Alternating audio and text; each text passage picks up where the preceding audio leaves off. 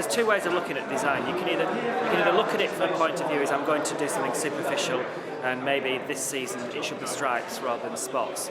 But if you can go deeper than that, and you can think, well, how can we change the way that things work? And at the moment, we're in a very exciting time because sustainability is high on the agenda, as it should be, and that gives designers a massive opportunity. So at the moment, we're concentrating on how can we be, number one, more efficient in terms of use of materials, how can we make things last longer, and then also how can we be fairer in terms of how they're made. And so that at the moment is really quite easy inspiration. So if it's very hard not to be a successful designer, I think, at the moment, because the opportunity is there like it's never been before.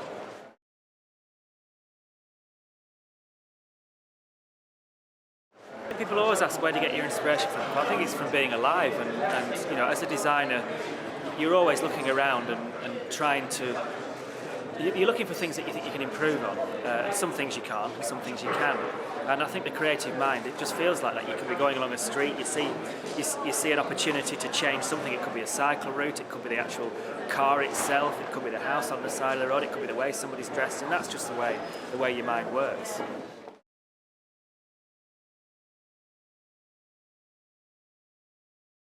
I think it helps if you've got a brand, because brands give a reason for people to come to you, but brands are more than just kind of coming up with a name and just a catchy catchphrase or something. There's got to be a soul to that brand, and there was always a very big soul to Red or Dead. We knew we were political.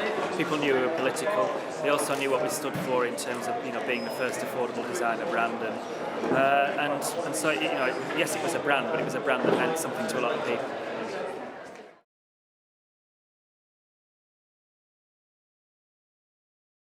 Well, creativity doesn't exist in isolation. When we do most of our projects, especially the big housing ones, you're working with people from all different disciplines. And I don't think that ideas generation are very difficult. But the hardest thing is getting it to market, and that's finding a team of people who can help you with your website, who can help you with your marketing materials, who can do a DVD if necessary, who can help with the sales, and obviously help with the manufacturing. To have all of that in one building here, in theory, should make it a lot better.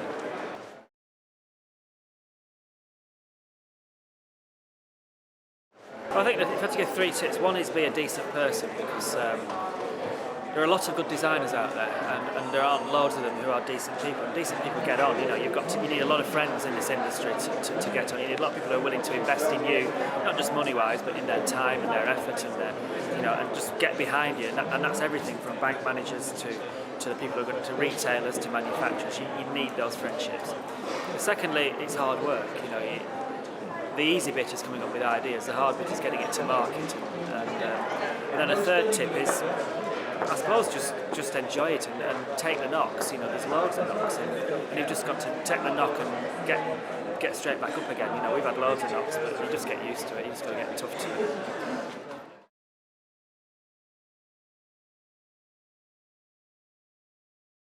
Yeah, well, I've always been a collector of British cultural stuff. Red or Dead started off selling second-hand clothes, and I just went around jumble sales and auctions and all, and just collected everything. And between myself and a friend, we built up what is definitely Britain's largest collection of British popular cultural items, and we've got a museum in the West Midlands in Shropshire called the Land of Lost Content, and then we've just started gradually digitising the whole lot, scanning it in, photographing it, kind of making sure that the nation's got a reference of everything, of all this cultural stuff that it has. There's no other museum like it, there's no collection like it anywhere else. And now it's available to universities as an educational resource, and University of Derby are one of the early subscribers to it, so any student here has got access to it, and it's just a brilliant resource, and all Derby students should go and log on to it. It's free for you to use.